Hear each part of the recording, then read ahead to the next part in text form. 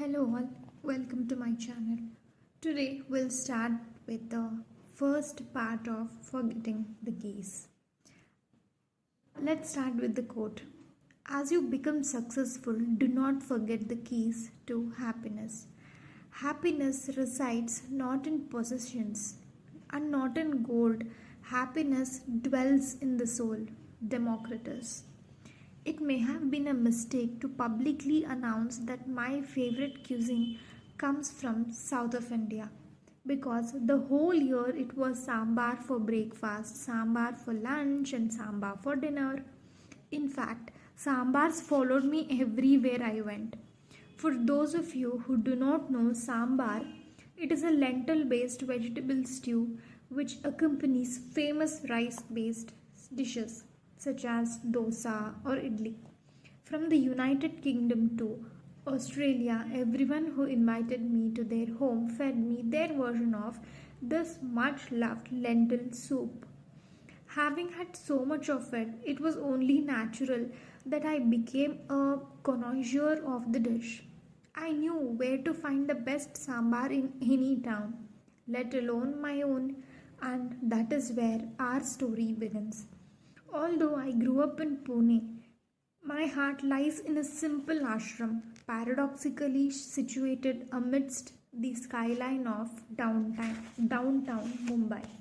I have lived there as a monk for 22 years, where I have not only been studying ancient Eastern wisdom for my enrichment, but also learning how to share its practical application with the world.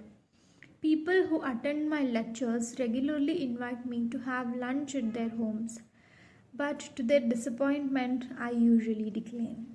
As a monk, I have to be cautious of overindulgence. It is essential to stay regulated in our habits, but after months of pleading, I hesitantly accepted an invitation to go to Mr. and Mrs. Iyer's home, a decision which would deepen my understanding of happiness in the long run. Mumbai is notoriously humid in mid May. It's the type of sticky humidity in which your sweat causes your shirt to stick to your back. But one only felt that at sea level, not in the cloud bound apartment of Hari Prasad and Lalita Iyer, situated in a high rise in elegant Worli. This area of Mumbai is what Fifth Avenue is to the New York or Park Lane is to the London. Indeed, if there were a version of the board game Monopoly for Mumbai, you would be paying a hefty price if you landed on Orly's distinguished towers, Palais Royale or Omkar 1973. And here I was, a monk with hardly a rupee to my name, enjoying the cooling breeze from the Arabian Sea on the 28th floor home of my gracious hosts. A word of caution, I have changed the names in this story. This adjustment is not only to be sensitive towards the couple whose secrets I am about to share, but also to avoid offending those who have ever fed me sambar that didn't live up to the standard set by the Iyers. The lunch started with me getting confused. I had never eaten sambar solely with a spoon, let alone three. They sat me at the head of their rich oak dining table, which overlooked the sea. A fragile, glittering centerpiece on the table illuminated the room as it shone in the midday sun.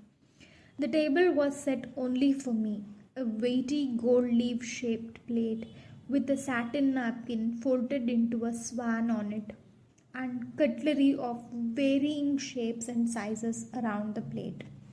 The three spoons lay in the front of me, two knives to my right and four forks to my left. Four forks? I wasn't sure if we had four in our entire ashram, as nearly everyone just uses their 5 fingers. I looked at Mr. Iyer slightly uneasily and begged at him and his wife to join me for lunch, not only to guide me through the maze of cutlery, but to also give me company. It's no fun eating alone. Mr. Iyer wanted to serve me lunch personally, but on my persuasion, he joined in. His wife, however, fought the offer and insisted that she would personally serve as both hot dosas and other preparations created by the army of chefs in their bustling kitchen. And so, armed with a dessert knife in one hand and a salad fork in the other, I attempted to cut the dosa. It was clear this was an abnormal situation for me. Hariprasad smiled warmly at me, rolled up his sleeves, and started eating with his hands, signaling to me that it was okay to do the same. I was delighted. I have always believed that food tastes better when you eat with your hands. Although he was wealthy, Hariprasad didn't seem to have an air of arrogance around him. "How are you so humble around so much prestige?" I asked him.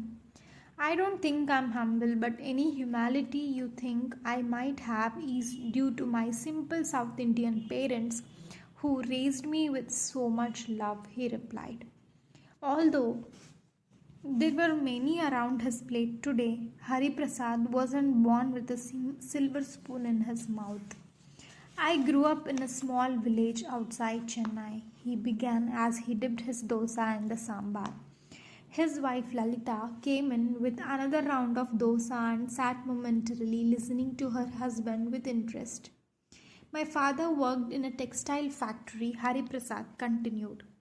"His wages supported our family, and the factory gave us free cotton clothes that were passed down from my elder brothers and sisters. I'm the youngest, so most of my clothes had my brother's name on the label. My father worked very hard for us. But look at our clothes now. You can only afford them because you are the cleverest out of all your siblings," Lalita interjected as she served him another hot dosa. They lovingly smiled at each other. I noticed that he indeed looked like an elegant statesman in his Gucci attire. "What about your mother?" I asked. "My mother stayed at home with us. She picked us up from school, cooked all our meals, and was our counselor when times were hard. Her hair was always tightly tied in a bun, but her arms were always open for a hug. She made our education her top priority because she wanted to live a better life." "Well, it seems like you are living it now," I said. Hariprasad took no notice of my comment and continued. "I remember the stress of both getting into IIT Bombay and then performing well there. It was worth but though because the Harvard MBA program accepted me immediately, given that I secured a gold medal at IIT. The sight of mango kulfi and Indian ice cream brought in from the kitchen on a silver tray by Lalita stalled our conversation momentarily. This is the first part of Forgetting the Keys. I'll continue the second part of Forgetting the Keys in our next video.